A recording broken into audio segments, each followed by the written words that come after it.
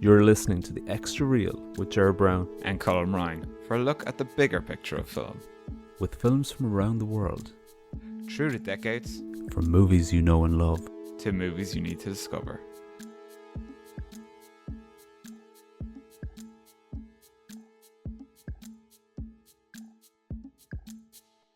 Alright, so this week on the show we're talking about Robert Altman's 1972 film Images.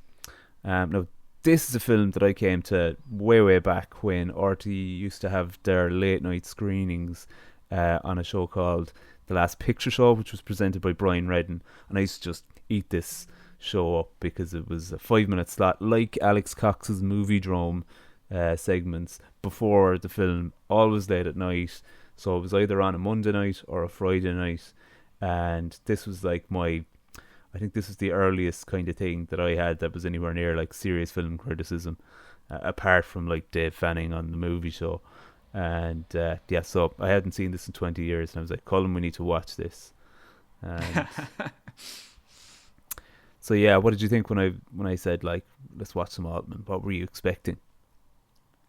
I expected a humongous cast, everyone talking over each other, lots of political undertones, and I kind of didn't get too much of that really, but it was a nice departure.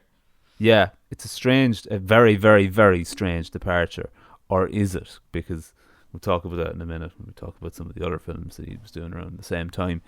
But it's cast-wise super interesting because we've got the likes of Susanna York, we've got Renée Auberjonois, we've got Catherine Harrison, who's the granddaughter of Rex Harrison, and we've got Marcel Bazoufi, and of the French Connection. So like cool cast, and also it was filmed in Ireland, which makes a big change for an awful lot of these types of things. Although the actual location, they don't make a big deal about it. There's nobody walking around, no dodgy old codgers with like big Irish accents or anything like that. No, it's none kept of that. very neutral, like Very neutral, yeah. So like the credentials are pretty cool. We've got Vilmos Zsigmond behind the camera, which is always good. And so I suppose, do you want to hit us with a plot synopsis such as it is? Yeah. I always seem to be saying such as it is because the films that we've picked lately are they're bananas. But anyway, what's this one like?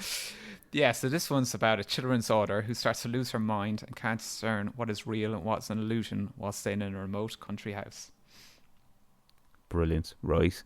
So, it's like I think it's a film that repays like multiple viewings. As I say, I hadn't seen it for a while, but I watched it a few times over the weekend, and there's heaps going on here. Oh my God, loads. Like we're in the same kind of cinematic landscape as things like Persona. We've been here before with the likes of Polanski's Repulsion with Catherine Deneuve, but the Catherine character played by Susanna York in this is, I suppose it's a bit different from the Repulsion character because Deneuve in Repulsion, because she seems to know what her own scenario is and seems to take agency in trying to fix it, you know. Yeah, definitely. But yeah, this is like from a formal point of view, this is way more interesting than some of Altman's other films. There's loads going on here. Definitely. The editing is really weird. Like soundtrack wise, there's some mad stuff going on. Yeah, so it's Sean Williams, and he's got a bit of help from Stoneman Yamashita, and like it's really from the get go. There is kind of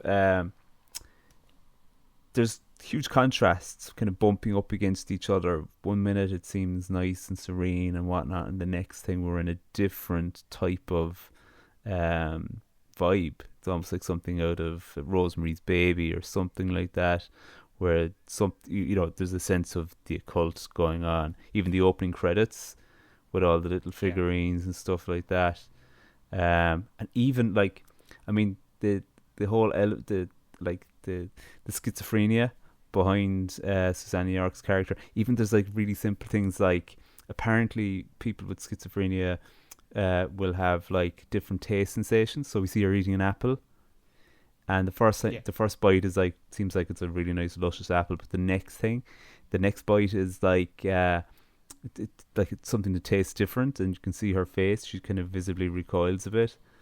So I mean that sets us up for some of the scenes to follow. I mean, uh, and I suppose I think Altman has come out and he's described it as like a psychological film, a film about schizophrenia rather than a ghost story. But you'd be We still forgiven have for the like ghost story elements, though, don't it we? does, We still doesn't have the it? voices, and we still have her hearing voices and things like that going on. Yeah, exactly. So like, um, I didn't expect to have too many shock moments when because I couldn't really like it's a film that stayed with me, but more so from like the editing point of view and just images, pardon the pun, like. But I didn't remember any jump out moments. So what like did that? So I had one jump out moment. Yeah, When when we're first introduced to the character of Renee Marcel Bazoufi, because she's kissing her husband, played by Renee Auberjonois, yeah. and then suddenly it just switches to the character of Renee kissing her, and then she freaks out and screams so loudly, and I just watched it, and I nearly jumped out of my seat, and I was like, oh my god. And that's testament to how good Susanna York's performance is. Yeah, Like, it's a really cool performance, and for a film that apparently she didn't really want to be part of. yeah. So Altman jumped on a plane and went to Corfu and was like, "Do this film, come on, do the film." And she was like, "Look, to be honest, I don't I think you're wasting your time." And even on the phone, she was like, I'm not mad about it." And he was like, Yeah. "Ah, no, it's just a jump off point. Yeah. And There's no real script to it, apparently. It's just they just kind of worked it out day by day, I think. kind of reminds us a small bit of like people like Gaspar Noé, the way they work now. Yeah. And I think there's a nice freedom to that. Like I think that that's definitely an approach that can be done with a top team, that they can work from a bit more of an improvisational, developmental uh, stage rather than kind of going completely from a text, Yeah. straight from a script, and it gives the actors a little bit more freedom. And like I think even like the names of the characters in the film are Yeah. basically I think they derived from like one of the rehearsal sessions where they basically all swap names. So Yeah. we've got a Susanna, we've got a Catherine, Yeah. and Rene, you whatever, Marcel. Yeah. So I mean they didn't have to think too hard, and it works. It's perfectly effective. It is very Um, effective, because you almost expect, maybe when the actors are on screen, what if they make a mistake and just call the person by their real name? exactly. Yeah, I it's think they excellent. probably would have left it in. Yeah, they might Uh, have left it in just to confuse you a bit. so yeah, Altman found Susanna York. Well, not found her, but I think he'd seen her in Jane Eyre, a version of it That's from correct, yeah. 1970 with um, George C. Scott. Yeah, I think it was George C. Scott, yeah.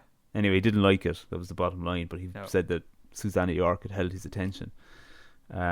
She had a very strange career. Like she kind of seemed to vanish in the 80s, which probably says an awful lot for shelf life of actresses and stuff like that. So that's unfortunate in itself.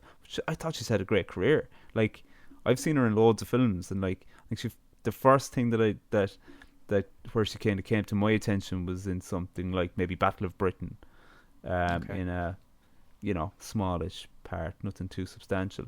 But like one of her earliest films that I really like is Tunes of Glory, that she did with Ronald Neame. She plays Alec Guinness's daughter in a kind of in a military base, and then she's ended up working with like some really great directors over like a 20-year period. Like she's ended up working with like John Huston in Freud. She worked with Lewis Gilbert in Seventh Dawn, which is it's a William Holden kind of programmer, which is worth a watch. It was panned when it came out, and she's in Tom Jones, uh, the Tony Richardson film, and like the stuff that and she's in like the Sands of the Kalahari, Cy Enfield, rugged action film. Like there's great variety in what she's done, and like there's some of my favorite films that she's in, and yeah, she's in Battle of Britain. she's been knocking around in a lot of interesting things. She's Superman's mom, Yeah, and I saw Superman and I was like, oh yeah, Superman's exactly. mom. So, and she made some really interesting films, and then kind of got put by the wayside by the time the 80s came along, and ended up doing an awful lot of TV before she died of cancer.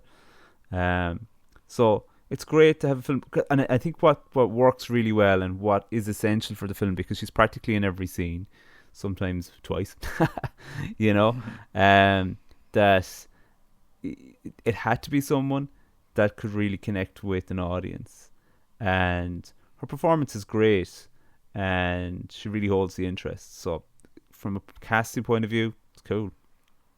Yeah, definitely, and she's really able to kind of just switch very fast her emotions and stuff like that. And kind of the male leads as well are quite interesting, like Rene Auberjonois. He had such a recognizable face, and I was like, where do I recognize this guy from? And it was because when I was growing up, my brother used to watch loads of Star Trek Deep Space Nine, and he Yeah, was Odo Odo. in that, Yeah, who could shapeshift and stuff. But yeah, the kind of the male characters kind of interesting because obviously their roles have to switch all the time. They're kind of a composite of the men she's known in her life, so they kind of have to switch roles a few times. Like you have Hugh being kind of like her husband, being a bit of a kind of a geeky guy who's kind of obsessed with kind of seems to always kind of be leaving the house and coming back. Renee, who's kind of this suave French kind of lover guy, who's a bit of a sleaze, and then Hugh Millius playing like Marcel, who's this absolute creep, and tries to grope her in front of his daughter and stuff. yeah. I mean, like when we talk about Marcel being a sleaze, or sorry, yeah, it's who was it again? The third Uh, guy. Sorry. yeah, it's her guy. Yeah, Hugh Millius. Yeah, Hugh. I mean, like Christ, he's he's a serious sleazeball, isn't he? Oh, completely. And he's given out about his wife having an affair and leaving him. And then as soon as Catherine's husband's back is turned, he's trying to grope her and stuff. And it's just mad stuff, mad, crazy stuff. Yeah. I mean, it makes Bazoofi look tame in comparison. Yeah, exactly. Exactly. And Uh, oh, you were gonna say? no, I was going to say actually one of my favorite scenes in the whole film is probably and it's probably the work of Vilmos Zsigmond and his team. Is that scene where she seems to be making love to each of the men, but it's kind of shot in a kind of this kind of with this shimmery kind of effect, this kind of in camera effect, Mm. and it kind of seems to constantly change between each one. But it's amazingly done because they probably had so much less to work with back then than they do now. Yeah, and do you know what I really like as well? It's just a narrative play. Like it seems a bit. It's very surreal, and at times, it can be difficult to follow if you're not. It's not. It's not very conventional. But then No. it does have some very clear hooks. Because as she goes about bumping off the guys trying to solve her problem, it leads to a pretty clear resolution, which is I thought it was a great ending.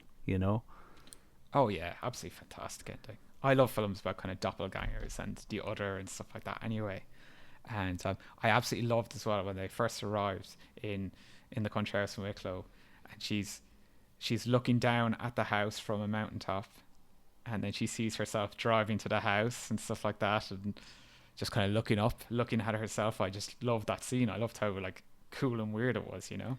Yeah, and I was looking at the house, like even just like from a point of view of like the set design and stuff. I was looking at the interior of the house, and I was going, "Wow, this is really cool." But what kind of house is this? And it turns out that the interiors were all in Ardmore anyway, so it's a house that Okay. never was. So again, it Oh, kind of helps, um, you know, help with this kind of otherworldliness almost, or yeah. non-location. And of course, It's then you have the fact that she's a children's author writing a book about unicorns and yeah. these kind of strange beings. Adds to it. Yeah, and they've also, I think some people have kind of pinpointed, like, the fact that there's creative elements in it. Like she's got the story that she's writing. You've got Hugh, Rene Auberjonois, Hugh, doing his photography, and then you've got the whole jigsaw puzzle kind of coming together stuff, and people have kind of, looked at it as, from a point of view of Altman himself, and that it's self-reflexive in the whole creating of art and stuff. Like of all of Altman's films, like I was kind of looking back over some of his stuff, and I was going, geez, as you said, like you'd be expecting that we're going to get all this overlapping dialogue. Where's the big ensemble group? But it kind of seems to fit into like a trilogy of other films that he had done around over the course of the late 60s and the 70s with Three Women and that Cold Day in the Park. Cold Day in the Park, yeah. Yeah. And I was also went back to my usual kind of sources and stuff, and things like people like David Thompson would say he was capable of like as capable of a dud as he was a masterpiece. And like you look at films like Beyond Therapy and Ready to Wear, and you go, yeah, they weren't great, were they? But then you look at things like McCabe and Miss Miller, MASH, Nashville. You're going, wow, they're and this, I mean, yeah, they're crackers. Gosford Park, yeah. Gosford Park, yeah. one of my own favorites. And I mean, yeah. this came in between like McCabe and Miss Miller and The Long Goodbye. Yeah. So it was like just a really nice little trilogy of films.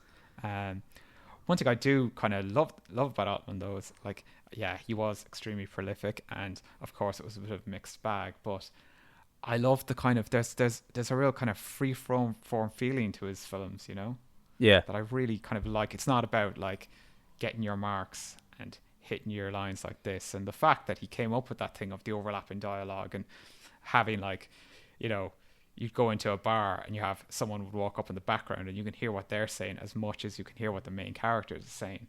I find that really enjoyable. I love that kind of sense of realism he brings to his films. I think there is a kind of a tendency for people to almost skim off the top layer of any horror films with any notions. They're not horror films, they're serious dramas or psychological thrillers.